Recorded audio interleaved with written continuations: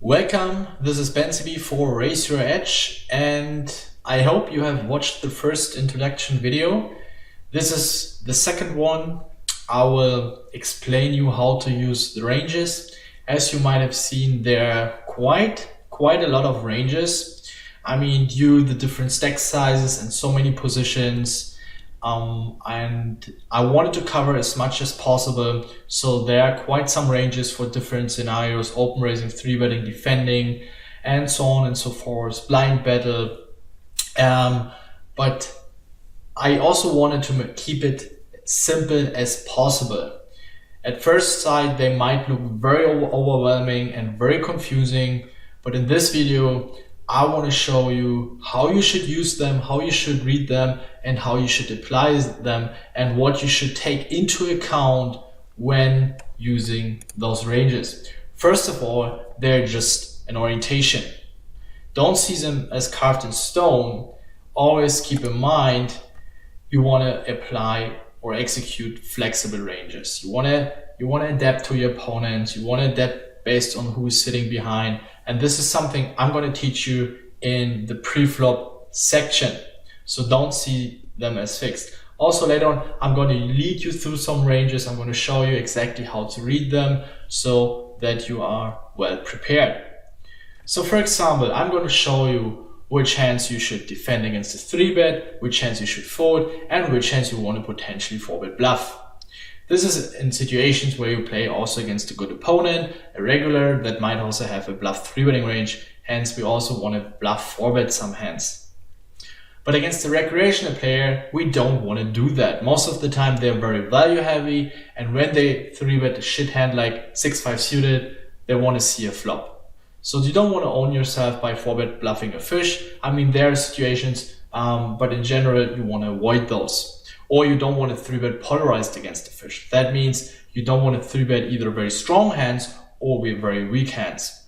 You want to 3-bet more a linear range. That means you want to 3-bet more value hands. So for example, against regular, in certain situations, you 3-bet for value jacks and ace queen and better, or 10s and ace queen and better. And as a bluff, you 3-bet 7-6 suited, 6-5 suited, 4-5 suited, 8-6 suited. So those kinds of ways. So either the bottom of your range or the top of your range. Everything in between, you're flatting. That means polarized, basically.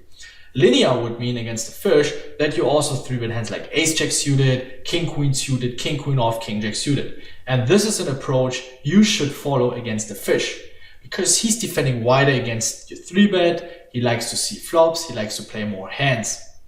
So you don't want to bluff 3-bet him with weak holdings. No, you want to flat those hands, and you can be very unbalanced. So here, just based on this example, I want to show you how you should use those ranges. Again, against weaker opponents, play very exploitative. So the ranges are close to the optimal frequencies, yet here and there they're very exploitative because we need to consider certain population tendencies. There are situations where people are not bluffing as much, so we rather want to overfold a bit. Then there are certain situations where people just open raise too much, we want to bluff 3-bet more, and so on and so forth. Right, so now I'm going to lead you through the ranges. First of all, it's very important that you know that those ranges count which are uploaded. You will see in the videos that here and there we might use, or I've used different ranges. Since I always try to keep it try to keep it updated as much as possible, I'm also obviously going to change the ranges. So when you see this video here, there might already different ranges uploaded, yet they're always similar. We just make little adjustments, unless we have an epiphany or we find a mind-blowing new spot that is money printing. So we have to change the ranges tremendously. As long as that is not given, we are not changing that much. So yeah, basically when you will see that in the theory videos that there are different ranges, so don't be surprised. The concepts are always the same, the theories we're going to explain there, but the ranges you should play, download them. Don't make screenshots from the videos and use them for your game. Don't do this mistake. Those are more or less a little bit older, not updated. But the concepts we are explaining there are always the same. But for example, for those ranges here, I just recently made a database analysis also for the passive defending ranges. Hence, I needed to update the range. But you see, they're not completely different. For example, under the gun, we open raise a tiny bit looser compared to the ranges I'm presenting in the video. Also the same for the other ranges. So for example, MP and hijack.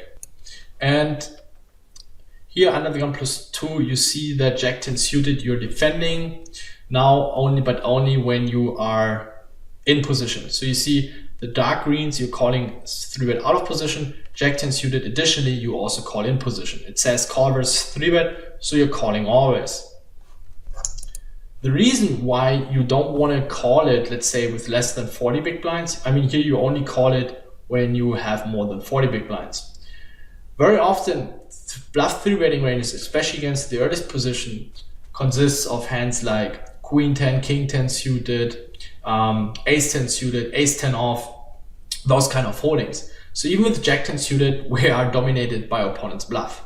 Against the latest early position, so under the gun +2 or middle position, people also start bluff 3-betting hands like 10-9 suited, or 10-8 suited, or 9-8 suited, more of those kind of hands. So with Jack 10 suited, we have a better overall equity. Yes, it's close, so it's kind of like the threshold, but under the gun +2, you should start calling those hands and not from earlier positions. With deeper stack sizes, 40 big blinds and 50 big blinds and more, there it's totally reasonable to call also hands like Queen Jack and Jack 10 suited, as well as 10-9 suited with more than 50 big blinds, because we're gonna hit a very strong hand and then get a decent payout. But if you're not really sure and your opponent also is 3 more on the bigger side, so he's making 3.2x, you should fold those kind of holdings like 10-9 suited, Jack 10 suited, also from under the gun. Again, don't see them as carved in stone. You need to be able to make those little adjustments in game. It's just the fundament. Those are just the basic ranges. You need to be able to make the adjustment in game. They're the first step towards pre-flop greatness. Here you can see under the gun +2, it says 4-bet bluff, ace deuce to ace 5 suited. Those are basically just the potential 4-bet bluff candidates. Remember, I mean, with less than 50 big blinds, since you start 4-betting also queens, you can also 4-bet, let's say ace deuce to ace 5 suited. But the same should be here. If you just value 4-bet kings and aces, you can only pick a few combos of ace deuce to ace 5 suited. So maybe ace 5 suited, ace 4 and ace 3 suited. That's pretty much it. And again, you can use those ranges for 100 big blinds, 60 big blinds, 50 big blinds down to 40 big blinds. I'm also gonna add this as a side note so that you know, okay, with deeper stack size, those are the ranges we are playing. So the same we have for MP and hijack. Hijack is also known as MP +1.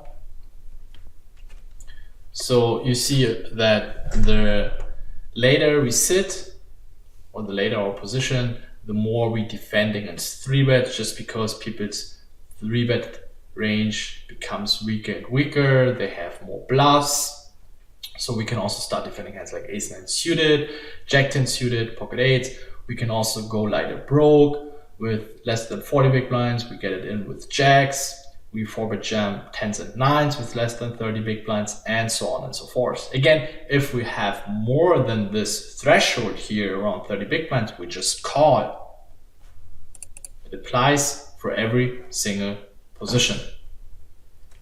And from MP, this is the first position where I would also start 4-bet bluffing here and there. I mean, you can also do it from under the gun with a few combos. That's totally reasonable. But against MP, especially from cutoff button, hijack, most of the people do have a bluff 3-betting range. Not speaking about fish. So here, mix in some 4-bets. That's why it is so important to have Hold'em Manager 2 or Poker Tracker these days, so you can see what their 3-bet tendency is.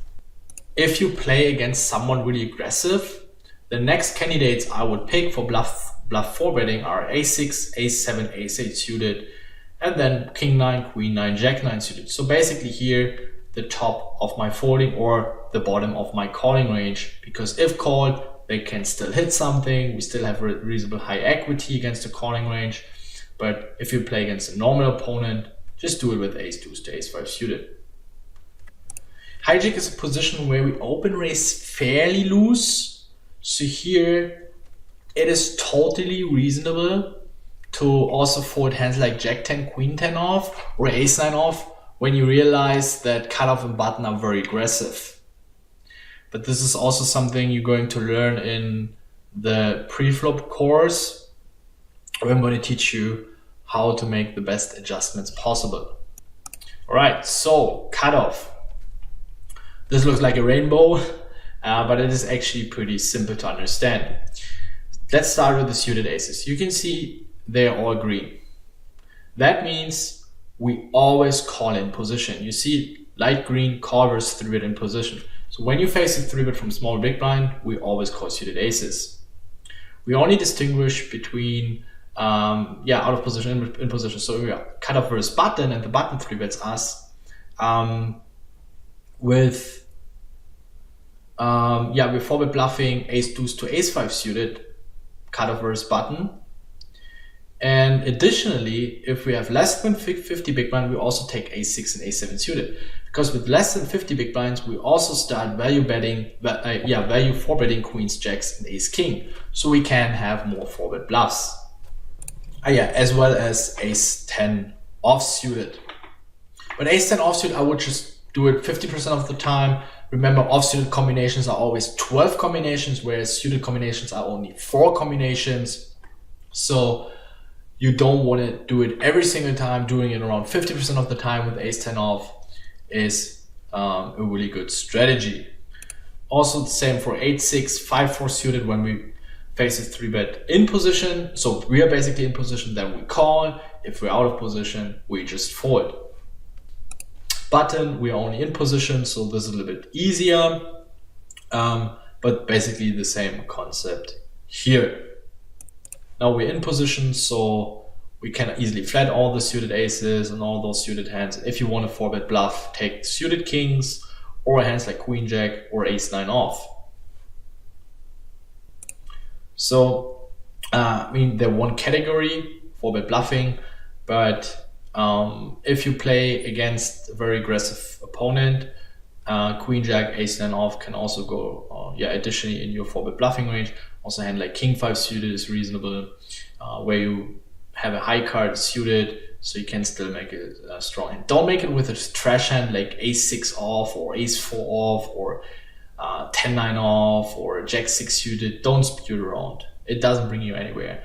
Because the thing is, very often those very aggressive opponents, they're also very sticky against 4-bets. So yes, you want to have some bluffs in your range, but usually you will make enough money with your value hands.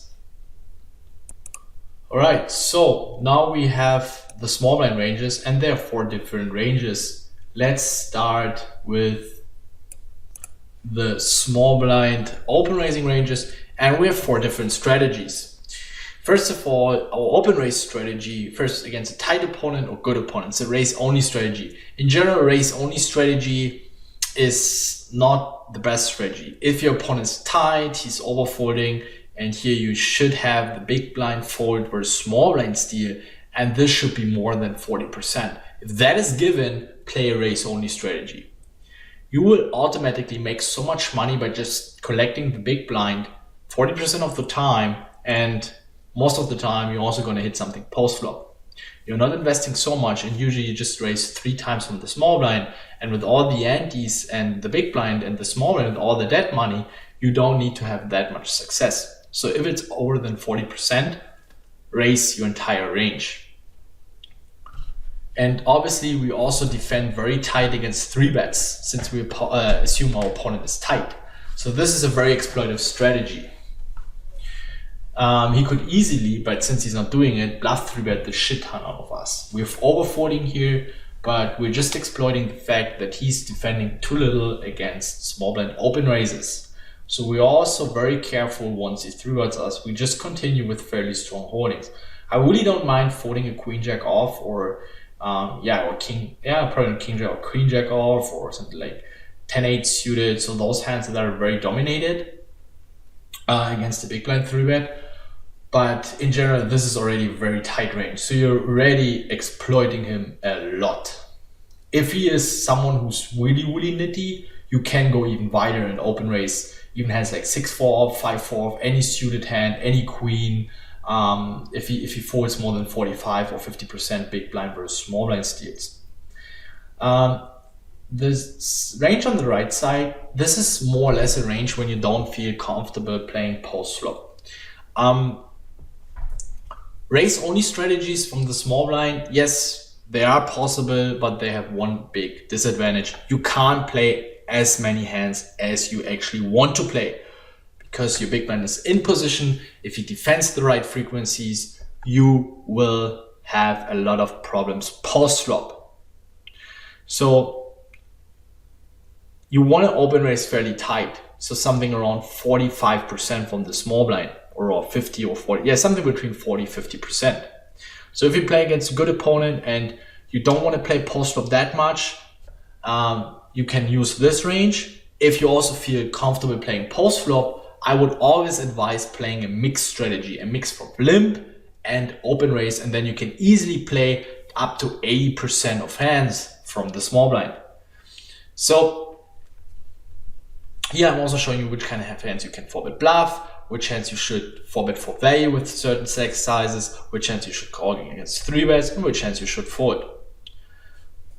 So this is a raise only strategy against a decent opponent or someone who is defending reasonably big blind versus small blind. Against a reasonable opponent with less than 30 big blinds, you definitely want to 4-bet jam any pair. They're gonna have enough bluff 3-bets in their range in order for you to have a profitable 4-bet jam. So just close your eyes and click the all-in button. It's gonna be profitable. All right, the next one is the mixed strategy. So this is a mix of open raising, limping, limp 3-betting, limp folding, and so on and so forth. The only disadvantage for this strategy is that we might lose a little bit of value with our stronger holdings. But very often if we limp, he raises us, we can 3-bet, and there's still hands we're open raising. So the yellow ones we're open raising and calling against a 3-bet, and all those middle, like the orange hands you can see, so the middle in our range, we are limping because we cannot really call it 3-bet, so it would just be such a waste of equity to raise fold those hands, which is also an additional disadvantage for the raise only strategy. So we protect our equity. We're gonna see a flop by limping because we call a raise, and then the trashy hands we're just open raise folding. They have not so much equity, so the light blue hands, and the brown ones we're limp 3-bet bluffing, and our pink one we're limp 3-betting for value. That means we raise. If we raise, we either go all in with queens, kings, or aces, or we call his 4-bet and play post flop. If he's a nit, then you should open raise anyway your entire strategy, but really those are the hands you want to 4-bet for value. If you want to avoid tricky situations and you limp and he raises and you want to re-raise and then you face a 4-bet and you have king jack suited or ace jack, I don't mind folding. But in general, you definitely want to limp 3-bet king jack suited, ace jack suited, ace queen. They're just too strong blind versus blind. And your opponent, once he raises you, he's going to call many weaker hands you have dominated. You will raise all his hands like king 10, king 9, king 8 suited, queen jack, queen 10 suited, jack 10 suited, hands like jack 9 suited, and they can even have crap hands like 8, 6, 7, 5, 6, 4 suited. And against his value hands, 9s, 8s, 10s, suited aces, you still have good equity. Against someone who is loose passive, so a fish who's playing something like 40-20 or 43, so he has a high VPIP and a low PFR, this would be the perfect exploit. So we are open raising all our stronger hands. We're just going straight for value, and we're limping our weaker holdings, which also can call a raise, and we just limp folding the bottom. We don't expect him to raise that much, so we're gonna see many flops with our weaker holdings, but we don't want to raise a hand like 10-8 off or Jack-8 suited when we don't expect having so much fold equity preflop anyway. But since he's a recreational player or he's very weak, he's not having a balanced raising range against our small blind limp. He's also probably not having a wide bluff 3-betting range, so we can just easily raise a lot of hands for value. So even a hand like King-8 suited, because the value comes from him calling just too wide, we dominate and we are ahead against his calling range, and then we just play simple, straightforward power poker. That's pretty much it. So it's the good ABC style, raise your stronger hands and yeah, limp or play a bit more cautiously with your weaker holdings against recreation player. This is the good old style, and this is the style you should have in your repertoire when facing those opponents. So small blind, you need to know those 4 different strategies, and depending what opponent you're playing against, you want to use either of these strategies or one of these strategies in order to be best prepared. If you play against an unknown, I would always go for the mixed strategy against a good opponent. Then we have the big blind versus the small blind limp range. So we're in the big blind, we face a small blind limp. Here you have the ranges for 15 to 20 big blinds, for 20 to 25 big blinds. Again, if you play against the fish, I wouldn't raise those yellow hands. I would just raise straight for value. I'm not having a bluffing range. So this is when you play against regular, who's also limp folding reasonably, and you also want to have some bluffs in your range. So here you can see 9-5 off, 60% of the time you want to check it, 40% of the time you want to raise. So here I'm showing you which kind of hands you want to raise. You don't want to raise all of them. Most of the hands you want to raise are 6-4 suited, 6-5 off, 4-5 off, 5-3 suited, 4-3 suited. Then in a very high frequencies, those kind of hands like 6 deuce, 5 deuce, 4 deuce, 3 deuce suited. And then we are kind of balanced automatically. 8-6, 8-5, 7-5 suited are fairly high equity hands. So we rather want to check it back, but you can throw in some raises, and you should do that. Like every 3rd time or 4th time raising with 8-6 suited. I mean, you don't need to count it. Don't get me wrong. You don't need to count, okay, now I've been checking 8-6 suited and you write notes. No, just know here and there, throw in some raise with 8-6 suited. Most of the time you want to raise with a hand like 6-4 suited, and then you're going to be in the right frequency. So don't worry. You can also do it like this, that you say, I'm going to raise 7-6 off every single time. Therefore I check back 9-5 off. But this would be a little bit easier. I could have also done this way, but this is a little bit better for you to have the best board protection possible. So you have enough hands also on low boards when you check back. You cover also enough low boards, so boards like 3-4-5, 3-5-7, 3-4-8. You're gonna have enough hands on these kind of board texture in your check back range, and also when you raise. Your board on Broadway boards and ace high boards, you're also gonna have enough hands when you ISO raise, so that is not a problem. And since we are only 15 to 20 big blinds, you can easily jam all the suited aces. Also against regulars, it's very profitable to jam hands like 5-4, 6-4, 5, 7-6, 8-7 suited to go all in with those hands. Against the fish, I wouldn't do that. I would just play post-flop and check back. So here, those kind of plays where we do have some bluffs, don't do them against fish. I can't repeat it often enough. So against 20 to 25 big blinds, we go less all in, we raise more, and you might ask, okay, why do we raise for the hand like King 10 suited? Why not just checking bet? Yes, that it would suck when you have to raise fold, but the thing is, he will call so many weaker hands against your raise. I mean, he's doing it with an intention to limp. That means he has a limp call range, and most people limp call 30-40% of the time, even more. And those hands, most of the time, you have dominated, or you are ahead.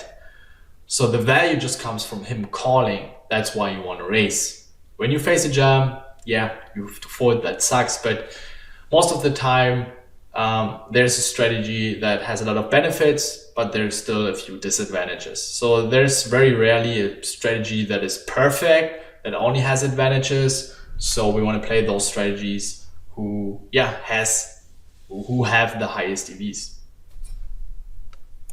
And when we are deeper, 30 big blinds, 40 big blinds, 60 big blinds, 100 big blinds, this is our range here. Remember, and you will also see it in the core rejam or rejam ranges, when you have 30, 40 big blinds or less than 50 big blinds, you can always go broke. So let's say you ISO raise 10s and he 4-bets on you, you can go all in with 10s and jacks. With more than 50 big blinds, I would just call and play post flop. Same for ace queen. So ace queen, jacks and 10s, go broke when you have less than 50 big blinds, and just call it when you have more than 50 big blinds. Most of the time, it's going to be the right play. If you feel very comfortable playing post flop, you can also just call with ace queen 40 or 45 big blinds. That's totally reasonable. If we face a jam, let's say we have 35 big blinds and he limp jams, or we have 30 big blinds, I mean, the hands we're going broke with are basically 7s and ace jack suited, and an ace jack and better. I wouldn't call it any loser. Yeah, and if you're playing against a very tight opponent and he's limp 3-betting you, it's totally reasonable to let go of hands like king 8 suited, 6-5, 7-6 suited, queen 9 suited, 9-8 suited, those kind of bottom hands. You can fold. Here you need to be able to make the adjustments for yourself.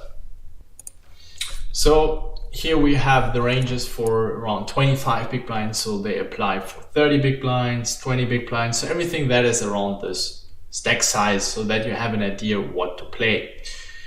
They're a little bit easier. You see which hands you can call against a 3-bet, you can see which hands you should go 4-bet, or you should go all in with, and which hands you should fold against a 3-bet. You have it for every single position, so not something very spectacular. As you can see, also now we start open raising tighter. That's due to the fact that people can go lighter broke against our stack size, so there you need to be a little bit more careful. Same for MP and hijack. Cutoff also now a little bit more on the tighter side. Button, it's also a little bit more on the looser side. And this is something you want to learn in the core rejam and core resteal and resteal course, where I'm going to teach you, if you have the entire package, which kind of open raising frequencies you should aim to play.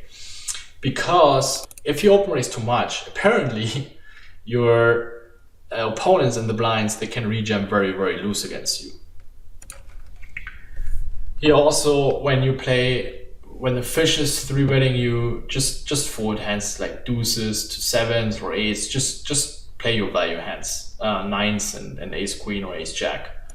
Go with these kind of hands all in. Even when ace jack is closed, just call it and play post flop.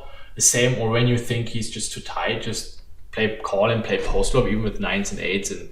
And usually when recreational player 3-betting, I mean, they're capable of overplaying a hand like 7s and 8s, so I wouldn't fold 8s and 9s probably, but or a hand like ace 10, ace 9 suited, or king queen, king jack, so you still have reasonable equity. Here and there they might have a bluff, but you shouldn't 4-bet jam deuces to 6s or 7s here against recreational player.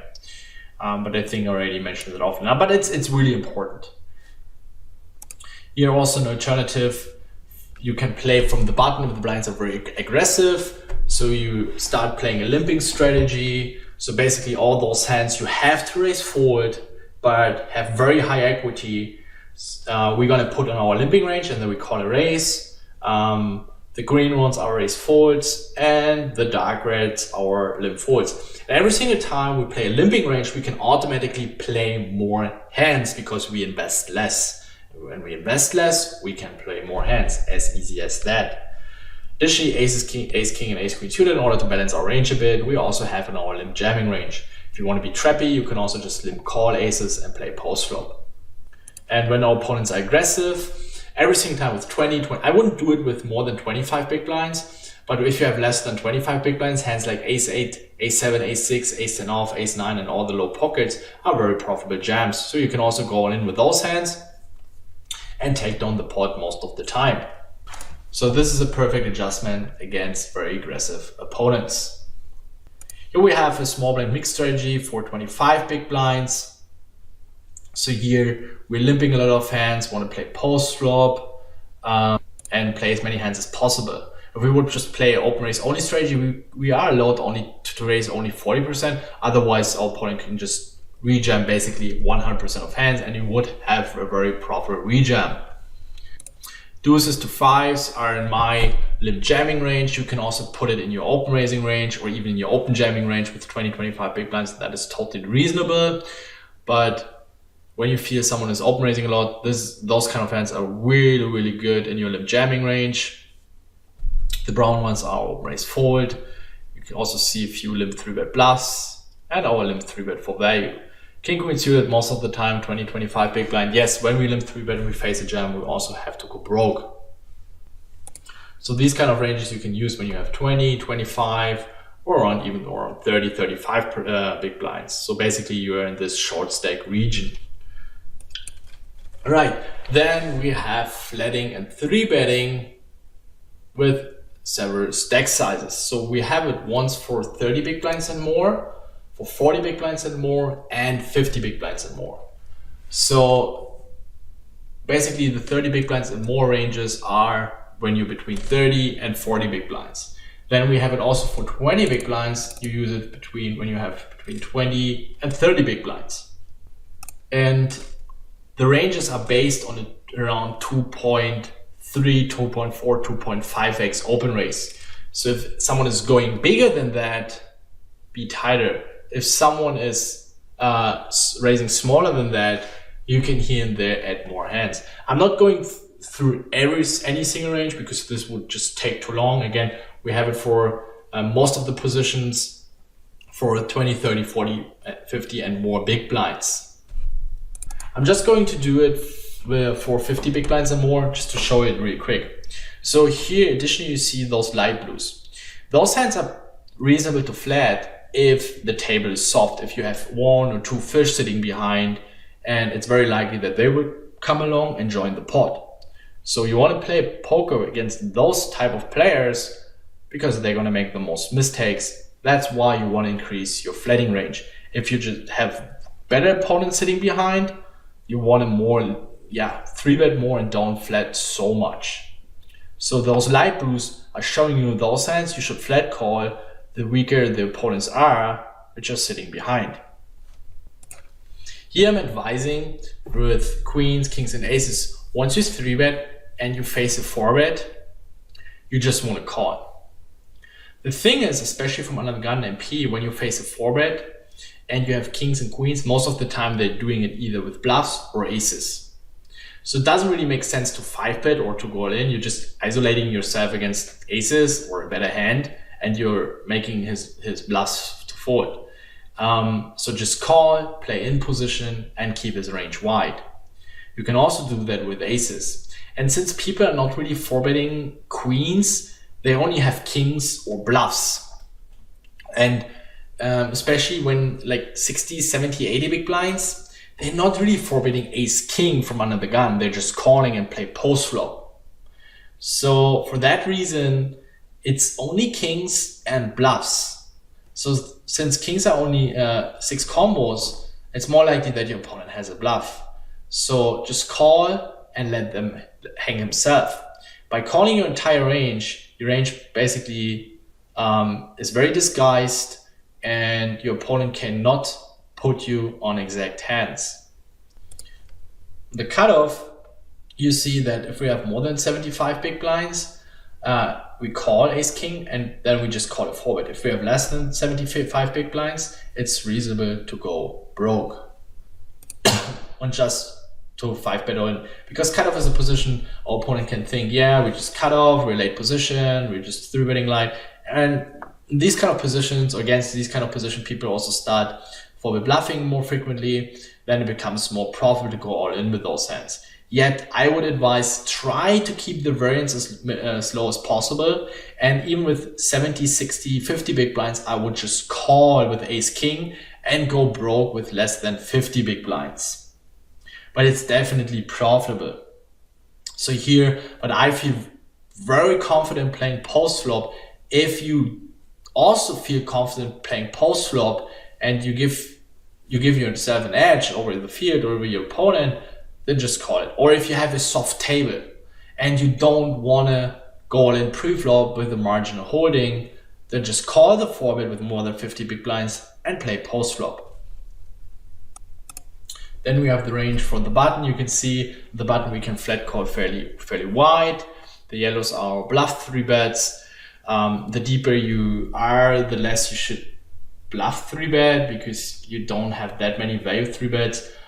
But generally here also ace deuce to ace 4 suited, these kind of hands, and 8-9, 8-7 suited, those are very good bluff 3-bets. Also in the blinds, if there's one fish, you should also flat hands like 8-6 suited, 7-4, 5 suited, queen 8, jack 8, king 8 suited. Again, if they're just regulars, definitely fold those hands. Same should be here with ace king and queens. In general, I would advise to go broke with less than 50 big blinds, yet it's definitely profitable to do that with less than 75 big blinds. Here, same with small blind as well. The thing here, the difference is that we're going to play out of position. So when we threw it from the small blind and we face 4-bet, it's going to be dicey. But yes, there are nasty spots and we cannot avoid them. Just call, play some post flop, and if your opponent gives you a lot of action, he probably has aces and kings, and then you can make the hero fours. So again, don't take those ranges for granted. You need to make those adjustments. I'm giving you the advices how you can even maximize your profit by playing a little bit more post flop rather than just getting it in every single time post flop when you have ace, king, and queens. Avoiding setups is a skill you need to have in order to become a very, very successful poker player. That doesn't mean that you should make crazy forwards, but when you feel you're behind, then make a good laydown. Most of the time you're going to be right. Here in those flatting ranges, we're not covering every single position against every single position. So here versus MP, we're just having button and small blind versus MP, and I mean cutoff is similar. You just become a bit tighter. You just fold hands like a6, a7 suited, just become 10%, let's say 10 to 20% tighter, and then you're already making the right adjustment. But otherwise, there would just be too many ranges.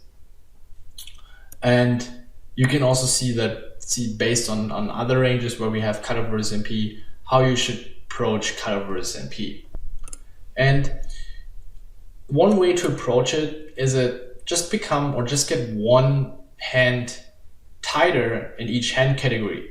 So let's say I fold 6-5 suited, I fold some of the weakest pockets. I mean, with 50 big blinds more, you can still call any pocket, but I would definitely fold something like 6-5 suited. I would fold hands like ace-6, ace-7 suited, or 3-bet them rather than flatting, and fold a hand like ace-10 off for sure, and pick king 9, queen 9, jack 9 suited rather as a 3-bet, because there's 3 players left to act who can wake up with a hand and squeeze against you. So just fold a few more hands that earlier you sit. Small blind, there are different options possible. As you might have heard, there are players who 3-bet their entire range, then there's some who playing mixed strategy. There are a few options possible. And if the big blind is a fish, you want to lean more towards calling. If the big blind is reg, you want to lean more towards 3-betting. If your opponent is open raising more on the bigger side, you also want to lean more towards 3-betting. Those are the indicators that decide what strategy you should execute. This is a more easier strategy. It's totally reasonable also to 3-bet all your suited broadways, and then continuing against the 4-bet with king, queen, king, jack, ace, jack suited. It's also reasonable just to call a little bit, play a little bit more lower variance. But from the small blind, this is a position where it is up to you. If you already have a very well developed strategy and you feel comfortable playing it, go for it. As you can see here, playing a more mixed strategy, 9-8 suited, ace-5 suited, ace-queen, ace-jack over hands, I'm always 3-betting. Also, hands like 10-9 suited and jack-10 suited are very good bluffs. And then mixing in some calls with king-queen, king-jack, queen-jack, king-10, queen-10 suited, and so on and so forth. If you don't have, if you have a regular in the big blind, it's totally reasonable also to 3-bet the suited aces. But again, we're playing against MP. It's still, it's still quite a strong position, so you don't want to bluff that much. You don't have that many value hands. You just basically, you're 3-betting jacks and ace queen, so you can't go totally crazy. If you see someone is opening too much, let's say more than 25%, also his 4 to 3-bet is reasonably high, so let's say more than 55%. 3-bet any suited ace, 3-bet those suited connectors, king-9, queen-9, jack-9, 10-9 suited, totally fine. So, but you need to know those numbers, which I'm also going to show you in the Preflop course, numbers you can hold on to when someone is opening too much, what your strategy should be, and so on and so forth. All right, this is button versus cutoff. No, sorry, yeah, button versus cutoff, small blind versus cutoff. And as you can see from the button, we're playing a fairly large amount of hands. The yellows are all our 3-bet bluff hands. We're also 3-betting reasonably wide for value. Tens is a hand you can definitely, you should definitely 3-bet for value. You shouldn't go broke. You should just call a 4-bet, but button versus cutoff is a position where people definitely can have a wide bluffing range. So it's totally reasonable to go broke with 75 big blinds and less. Ace queen off, ace queen suited, I would just call against the 4-bet though, and just go broke with ace king and jacks, or even jacks is fine, but queens and ace king, button versus cutoff, 75 big blinds, you should definitely just get it in. Jacks and ace queen is fine to go broke with less than 50 big blinds, but when you have more than 75 big blinds, you should definitely call those hands. And even with queens, I would just call, and I would just go broke with kings and aces and probably just jam ace king. Small versus cutoff, as you can see here. Now we also bluff 3-betting more now, and yeah, same should be here with our value hands. Nines, you can also 3-bet for value, button versus cutoff, and then call a 4-bet. Yeah, 10s and 9s, so yeah, totally fine to 3-bet for value. I would also lean more towards 3-betting for value. What to defend, what to flat call from the big blind. There's going to be an extra folder where you find all the passive defending ranges from the big blind. We have made some very, very detailed analysis, what kind of hands are profitable to defend against certain positions by considering the equity realization factors.